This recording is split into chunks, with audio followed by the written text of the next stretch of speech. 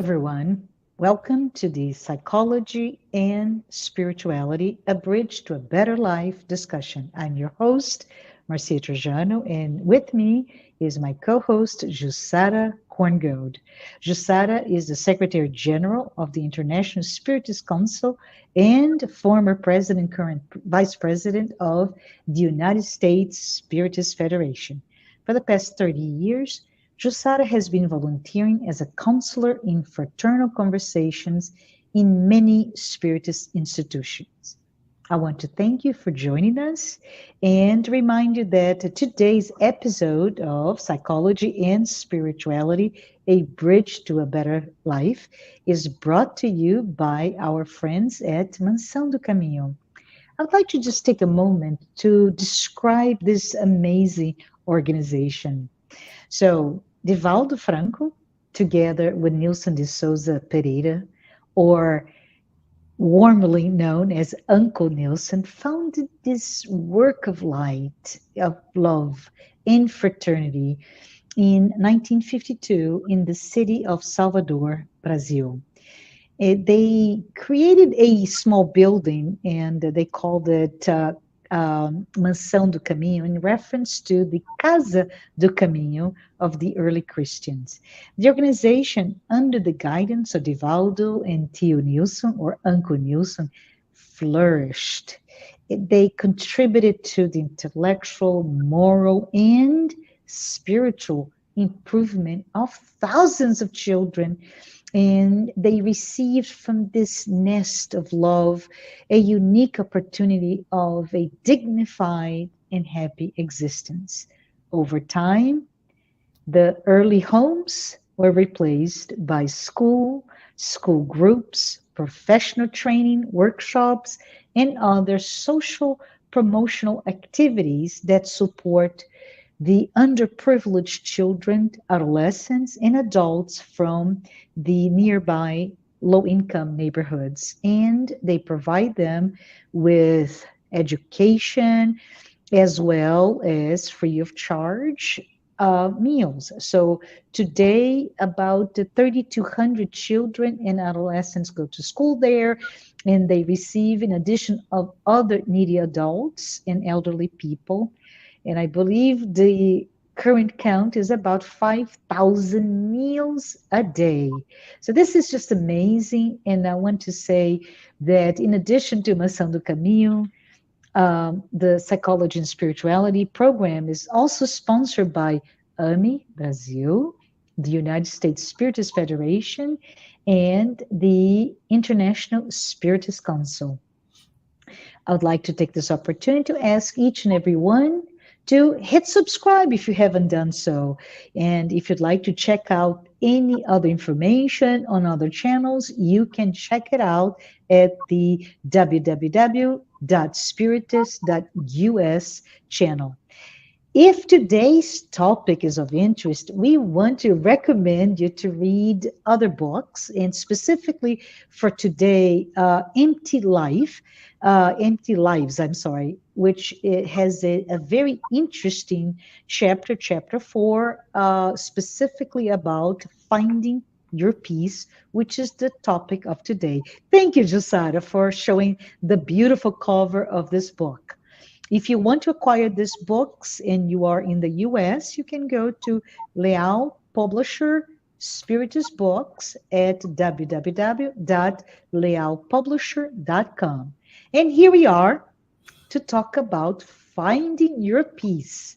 And Jussara, why don't you start today talking about, well, generally speaking, how life on earth today, there are so many issues that we go through, and they become impediments to this inner sense of peace. Can you tell us a little bit about it? Yes, sure. But let me first say hello to everyone and to you, Marcia. It's very good that we are here again and continuing this work and this, conversation because there is so much that we want to know and that we need to learn in order to really find peace. And I think it's one of the things that everyone is looking after, right? I remember hearing phrases like, I don't even care about love as long as I have peace, as I find peace, right? Because without peace, it's very hard for us to be able to love ourselves, but to love others, and of course to be really productive and participating well in the world. So as we have been saying in other episodes, we are living very difficult times on our planet, and you don't need to hear that from me, right?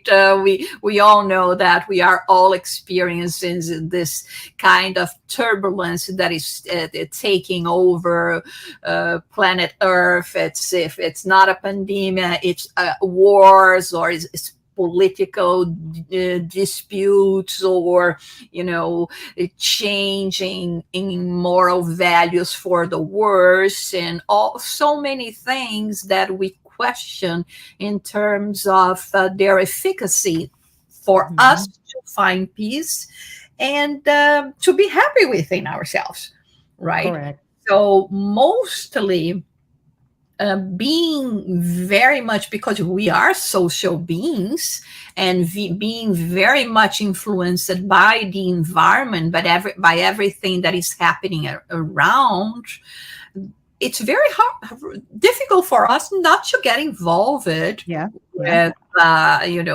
this all the problems we are having around us and in our personal lives as well. Very, very good. Yeah. And I think maybe what we talk about is, right, we end up in this world of turbulence, as you mentioned, all of these things coming to us all the time. It can cause us not only the sense of not having peace, but actually emptiness, right, Jussara? I think that's what the book that you're showing, Empty Lives, really tells us. It's an invitation for us to look at ourselves and pay attention, right? How are we living? What about the perhaps even that sense of loneliness that we may have, that is felt and many times actually hidden by some. But I wanted to maybe, if we can dive a little bit further, Jussara, on the, we are amazing at masking problems. We're suffering all of those problems, but we want to look good, right? We want to take our selfie. Let me pay attention. Take our selfie, and we look beautiful.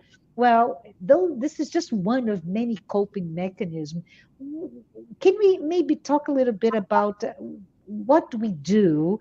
And this is we general, right? Generically speaking, what we do to have a sense of I'm not feeling so well, right? I'm having all these issues. What can I pretend to be better? And I use as those mechanisms. You see, Marcia, all of that is those behaviors are a byproduct of what we are seeing around. So look at the news. First of all, we will be receiving a lot of information that is quite disturbing, because those things are really happening. I'm not saying that they are creating those things, but sometimes they even emphasize it more and create a sense of fear and hopelessness that of course will impact in the way that we feel in achieving inner peace. And also distracting ourselves too much with everything that is happening with others. Here, the point is not to say, let's be oblivious to what is happening around us and do like the ostrich, I my head in the sand and this Mhm. nothing is happening around me, right? No, Mhm. as things are really happening, we are social beings, like I said, participating in the society. So we will uh, be involved in all this. But the thing is, in order to Mhm. achieve peace, we can filter what am I going to be really focusing on? Mhm. Like sometimes, you turn on the TV to watch the news, and there is a lot of bad news. Correct. They don't talk too much about the good things, the good enterprises that are happening in the world today. But they are there, and today we have Google, and we can go after those. Mhm. There are apps, or there are newspapers, Yep. magazines where you can click what Mhm. you have interested in learning that is happening. You can even select what you want Mhm. to know. So the thing is, because many times, just to distract ourselves, but then in a bad way, not necessarily good one, Mhm.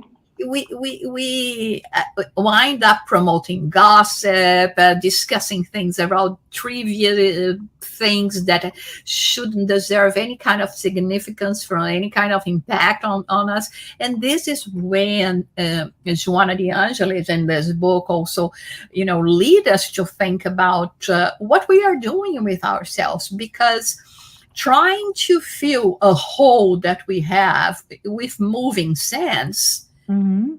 not gonna it's not gonna help us. So Yeah. this is where there is this existential crisis, Mhm. existential emptiness, and somehow we every time we hear how much the population worldwide is growing, Mhm. away we feel lonely. Yes. Yeah.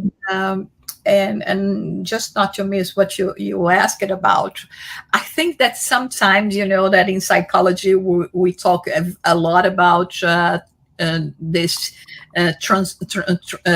this transference, the Mhm. transfer to Mhm. others what I see in myself. Yeah. Think that sometimes this need that we have in terms of posing for those selfies, like I'm the best.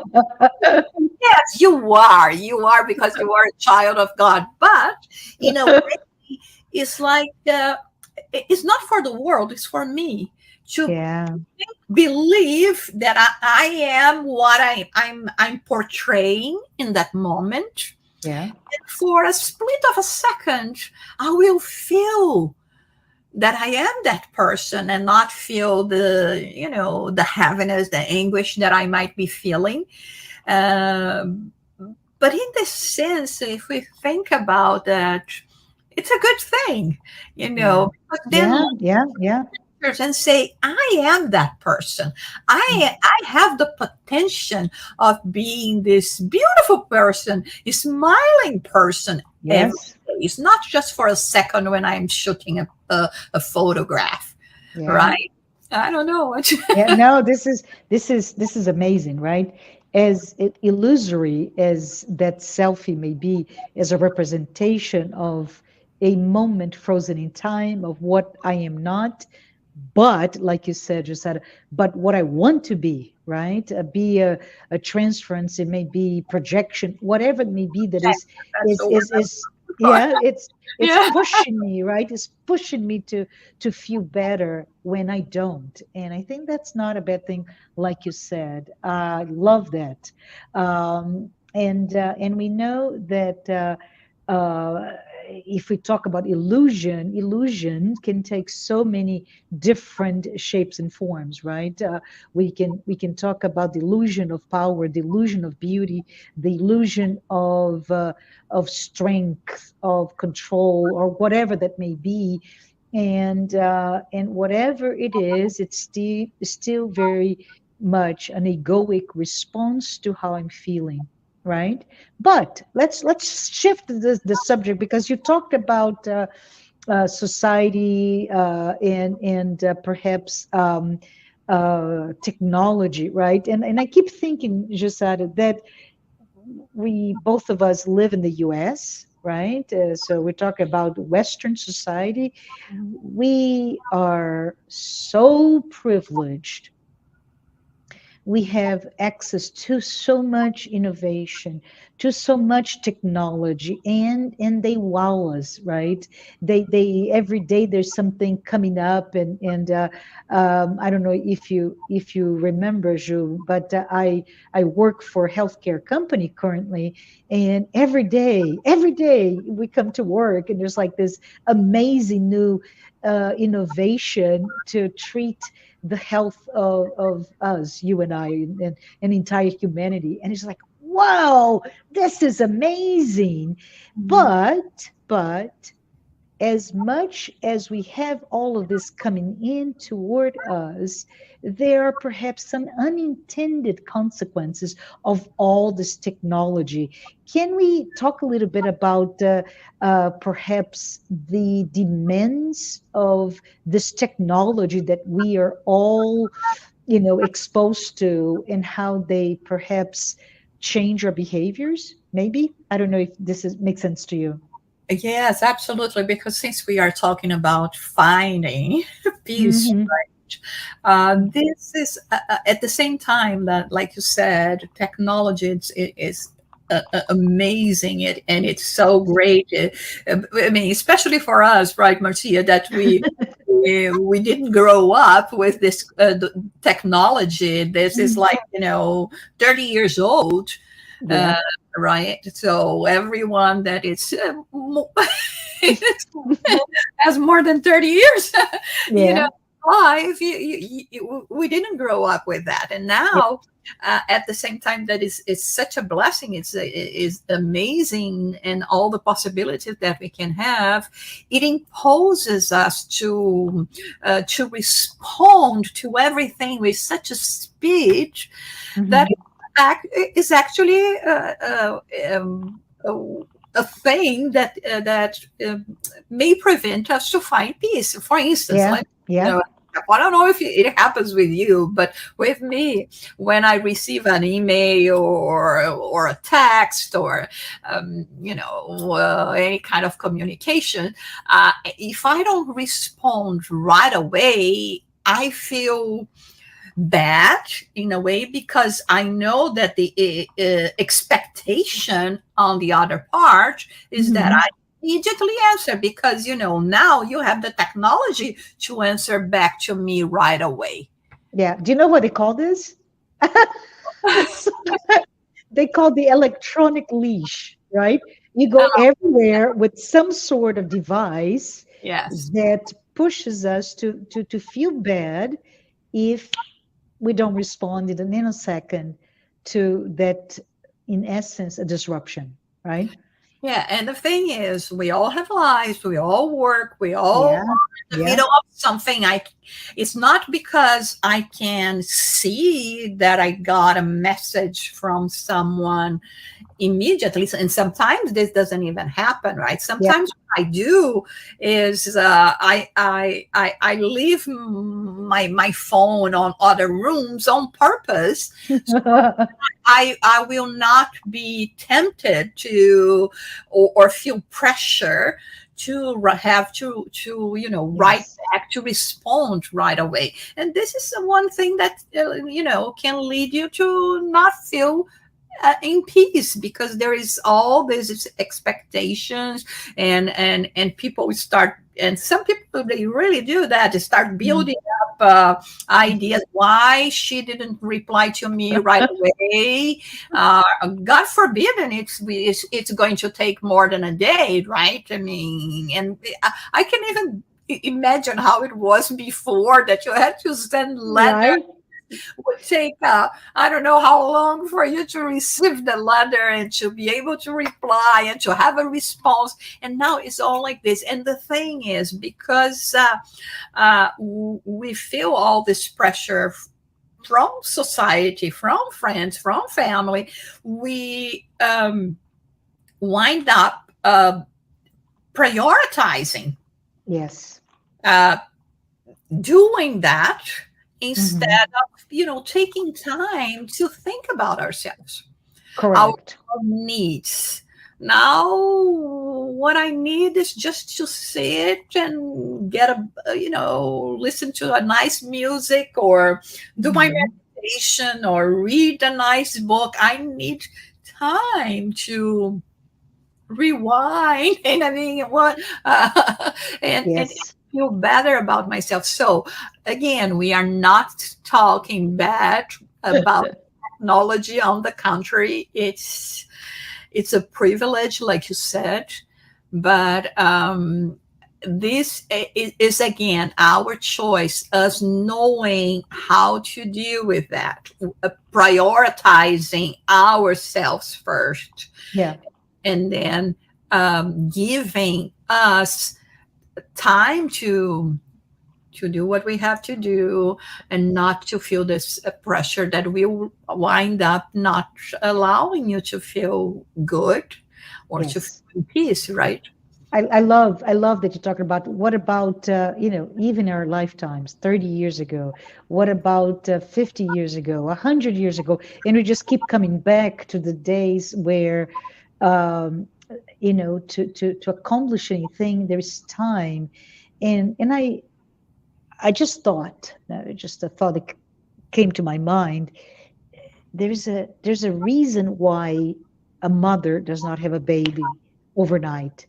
There's those months of pregnancy to adjust to the new state of from being a woman to being a mother, or a Mhm. family, a larger family, right? And I feel that in many cases, Jussara, there is this new movement going on for slow cooking, right? Because we don't have time to sit and savor a meal. So I think while technology is there, and we can talk about microwave, we can talk about ready-made, we can talk about all sorts of things give those things that give us time. They rob us from our time because there's just too much. So I love that you said it is our choice. We must learn, if it's not a skill set that we have, to prioritize. This is the time to respond. This is the time to be available, but this is the time to take care of myself, right? But going back to this misuse of technology that we talked, similar to something that is good is something else, right? Which is body image. Um, in the pursuit now of beauty in youth, and all the availability of types of things that will deter old age, right? When I was just thinking, Josiah, don't laugh at me, but I'm very close to the age that I remember my grandma, the time that I remember my grandma the most, my age. And all I can remember is this soft cushion of a person, full of wrinkles, completely gray hair. And it is the most a person that I love the most in my life is this woman. And I'm like, whoa, I'm there. I'm there. But there is a societal demand for me not to be what is natural, right? So can we perhaps talk a little bit about another wrinkle to that impediment of finding peace in ourselves, which is the the absurd focus on a artificial body image. Yeah, again, Marcia, since we are talking about, psychology and spirituality, talking about, prioritizing the ego. Hmm. And it's good because the way we are leading our conversation here, we are showing aspects in our lives. They are very present and Hmm. current, uh, that are actually things that prevent us from reaching this peace. Like when we say, Yeah. cannot control what is happening around me. Yeah.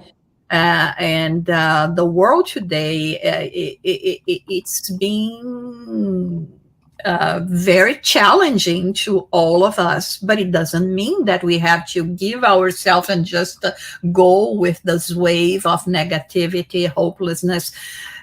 This is one aspect. Then we mentioned as well about the demands of technology, because even when someone asks you something and, and you don't know the answer right away, immediately they can say, why didn't you Google that first, right? Yeah. I mean, you feel this obligation to have all this information, to be standing and encyclopedia. Yes. And this is another thing that, like I said, it uses our time. It demands us a great deal of attention, because we are giving more value to that than to actually do what we have to do. How many times we see on the streets, or you go in a restaurant or something, a child wanting to talk to the father or the mother. No, stop, wait, that I'm doing something important. What is the message that you're sending to your child when you are doing that? That I'm doing something important, I cannot talk to you, you're not important, or this is important than you are. So, and not to mention the habit that we will be imprinting in this child as well, saying, well, my parents used to do that, this is the normal way of behaving, or adult behavior. We can see child with small fake smartphones, right, calling and imitating their parents, and asking us to stop because they are talking over the phone or something. So all of those things are things that pressure, adding pressure, and less peace of mind. And when we're talking about the demands of the ego in this aspect of physical appearance, is quite hard as well.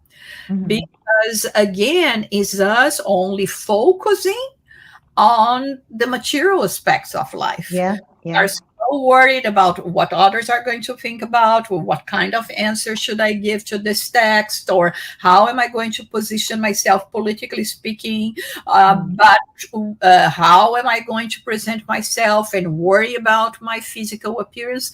And we are barely doing or touching the surface of going deeper into our unconsciousness, and trying to see what is there, who am I, and what are my needs, and what if I don't want to to keep on prolonging my appearance of youth. And here again, it's not a criticism for those who try to do something, like ourselves, right? We dye our hearts, our hairs, right?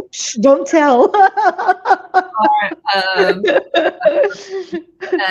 We use makeups. We are bad in relation to that, but everything. And when we were talking about, how little we are doing things and important things in a relaxed way. I remember that I had the privilege of watching live here in New York City, Thich Nhat Hanh. And most of his talk was emphasizing about the need of being mindful. So when you are eating, this is what you're doing. So savor the meal. When you are talking to a child, this is what you're doing. Talking to a friend, going into your work, driving. Now we want to drive, talking over the phone, looking at everything that is happening around, that it doesn't concern that that's necessarily, just paying attention at the road. So it's just too much. It's just too much. And how can we find peace like Yeah. this? If we keep on pressing ourselves, if we every stage of life we Hmm. keeping thinking, um, not valuing ourselves. I remember that when I reached I think it was 30 years old, and then it happened again when I became 40. Um, I look back and I said, "Oh my God! I used to see so many physical flaws in me, in myself when I was 20. I wish now with 30." Uh-huh. I was like when I was 20, and then like when I get reached 40, I look back and I said, "Oh my God, I was really good in my 30s." Yes. And Yeah. I'm not, I was not seeing that. I was Yes. not being happy with that. And so from that moment on, uh, I said, you know what, I'm going to be happy because today is the best version of myself. It's that simple sometimes. Yeah. You made me think of my father, who is turning 100 in a couple of months, and I remember about 10 years ago, big party. He's turning 90, and I asked him, Dad, can you tell us something that you want in your life now that you're 90? What is it that you want? And he says, "Oh, I wish I was 70 again." And I love that, because for all of us, 70 is an old man.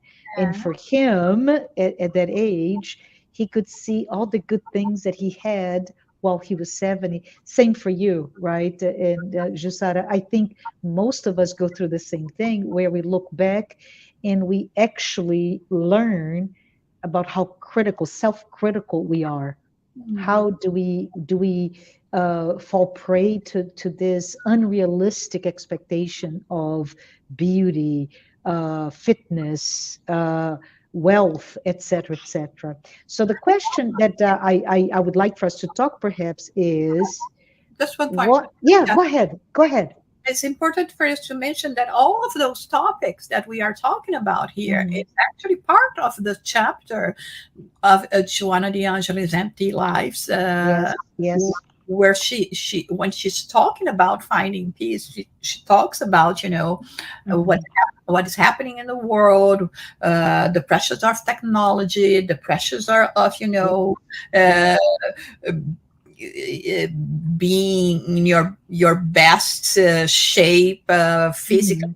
speaking. All of these are points that we see reflect so much in our spirituality, in our spiritual mind and peace of mind, right? Mhm. That's a very good point. So the question, I was just trying to get to a point. What can we conclude when we talk about all those things, right? Those so-called impediments of being peaceful, finding our sense of self. You mentioned that mindfulness is one mechanism to be in the present, right? But what can we conclude? What is it, Jussara, that we really need to be able to reach that sense of, I'm okay? The Mhm. world may be falling apart. I think you started talking today about conflicts, right? Global conflicts. We talked about wars. We talked about the pandemic. We talked about so many different constraints that we go through. But how do we maintain or reach and maintain that sense of peace despite all of this around us? What are your thoughts? Um, One of the things that Joanna de Angelis makes it very clear is that peace doesn't mean absence of worry. Ah, very good point, Uh, right? yes. So it doesn't mean like, when we say, oh, or we usually have this or hatch this Hmm.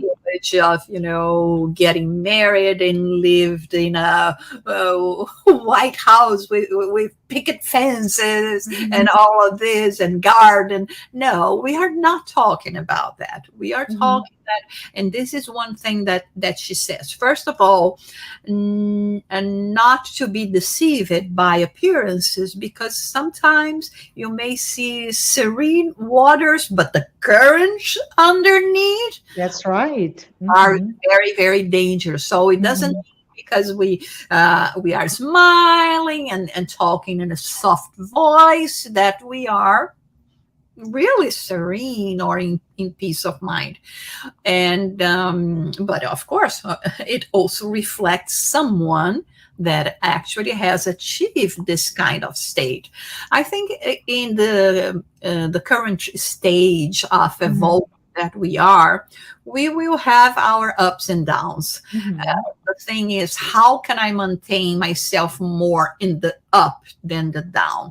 One of the Mhm. things that she suggests is that we don't complain that much about the struggles Mhm. when we are called to rearrange things, Mhm. Mhm. put Mhm. things in order. This Mhm. requires action, this requires commitment, this requires psychological maturity for us to really know the steps that we have to do. Mhm. Another thing that she mentions about is for us to try to promote happiness, Mhm. other people as well, in terms of donating our time, ourselves Love in it. actions Mhm. of of charity, doing good to others. And there is a one phrase that I remember from Chico Xavier that actually the spirit Emmanuel told him that the best thing for us to overcome or best course of action for us to overcome our own problems is to start thinking about other problems, not to compare, but to start helping them. And then when we engage in noble actions, we will leave the ego behind. It's not only just me, me, me, me. I even remember a passage where he has a sister that is in the hospital, and he's outside the hospital, and he's there kind of in despair and crying. And then his spiritual guide, Emmanuel, shows up and say, why are you crying that much? What is happening? And he looks at the spirit with kind of right. Yeah. Do I have to tell you? But yeah, he knows how it works. And then he says, well, my sister is ill in the hospital.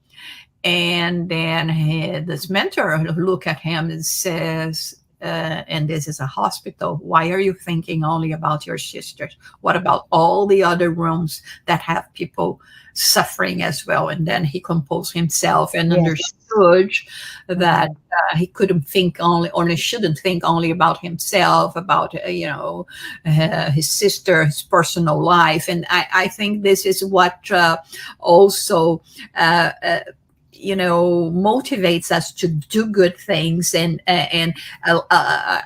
been working for a nonprofit organization for 22 years, and many of the volunteers, it's commonplace. They come and say, I was feeling so depressed, and I was feeling so restlessness, so restless, and I had to go and look for something else, and they start volunteering their time and their possibilities, and thinking I'm going to help others, and Yeah. they say, without a doubt, I have gained so much more than I have given, Mhm.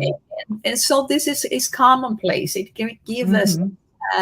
peace of mind. This give us this self-fulfillment, and that's why she says the best way is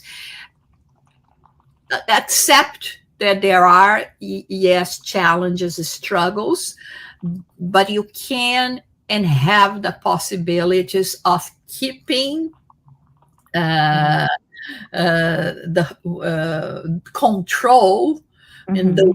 the will of your life. Love it. You don't Mhm. you just lose control of your vehicle. Yeah. You can control even when it's hard. So It's that psychological stability that he mentions, right? yeah. As the lever by which we attain our own sense of realization, which will lead us to real, truthful Mhm. sense of how peace. Because the illusion that we talked about, the distractions, all of this are not real, but that when we feel that I've achieved the authentic goals of my life, then there is realization and there is peace. So I love what you said here. Of Yeah. going or being the captain of a vessel, Hmm. dormant waters. If you despair, for sure, you and everybody else is going to Hmm. drown. So Yes. you Yeah. have to maintain yourself serene I love it. and and persevere and Mm-hmm. hold on to the whelm and say no. We are. Sometimes I have to sway with the waves. I have to go the way the waves are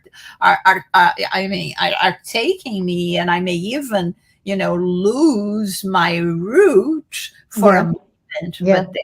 as soon as we take control and accept, then calm waters will come back, and then you take the course again.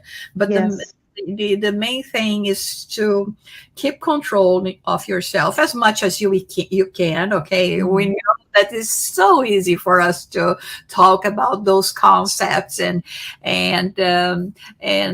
not all the time we have this kind of control. But this is another thing that she says that is so beautiful. Do not be discouraged by obstacles or afraid of failing at first. Yeah. Failures foster the skills you need for success in Love the it. Hmm. So let's repeat that. Failure foster the need the for success. skills you Yeah. will need for success in Yeah. the end. Yes. It's very important because if we look into that lopsided perspective, it's really truly an illusion. The perspective that you have to be powerful and never fail. If you don't allow for failure, then it leads to a lot of self-admonishment, right? Where, oh my gosh, I'm no longer what I'm supposed to be, and all those things really take away our sense of peace, our sense of harmony, and our even sense of acceptance, right? When we the opposite from that is that road to self-discovery, where you open yourself to what those flaws, right? Yeah. To the struggles and the failures and the struggles and more failures, but in this peaks and valleys, as you mentioned earlier, we lead to a different state from the one that we started. But I Mhm. wanted to, maybe we have a couple of more minutes. I don't know if we have time. I was going to talk a little bit about how divided we are, but I'll strike that, and I'm going to ask you, um, Jussara, do you think Jesus, because Jesus is our model, right? He's our brother. He's our most perfect example of a human on earth. What do you think Jesus would say to us about peace? Yeah, that there is even this phrase from Jesus where he says, "My peace I give to you, not the peace that the world knows, Mm, but the peace that I have." And it's a very intriguing mhm, statement because we are still wondering what just Mhm. really wanted to say with that. So Mhm. one of the things that the way that we interpret that is understanding that it's not the peace of the world, meaning the achievement of beauty, like you said, having the best technology at hand, or just thinking about successes in life and power, all those things that pertain to the material aspects of life. But And it's ephemeral, right? Sorry to the interrupt, but ephemeral. They are ephemeral. They ephemeral. don't. Yeah. Yeah. Exactly, because you see, you sometimes, and this is Mhm. when I think again when we are talking about, uh, Mhm. uh, peace doesn't mean not having worries, or a serene contentment doesn't mean that the person is in peace. We Mhm. may see peace people that we think that have it all in life, Mhm. and if we are go talk to them, they will we will see that this is not so, Mhm. that there are things happening in their lives. I remember many years ago one story that I heard, and that has uh, been very strong at the time with me. There is this singer Barbara Streisand, and I mean, one of the best singers that we had, and beautiful voice, Mhm. movie actress, of course, with power, money, and prestige, and all of that. And in this thing that I was reading about her, it was saying that she struggled with a drug addict son, and that she made this statement that she would trade everything that she had to save. Mhm. Mhm. So you see, this is the piece that Jesus is talking about, that is not about material things, ephemeral things, like you said. It's exactly everything that we see in terms of the teachings that he left to us, in, Mhm. in terms of trying to be good, to act in brotherhood, all of those things that will approach us each time more to feel this inner peace. That's And beautiful. yeah, Yeah.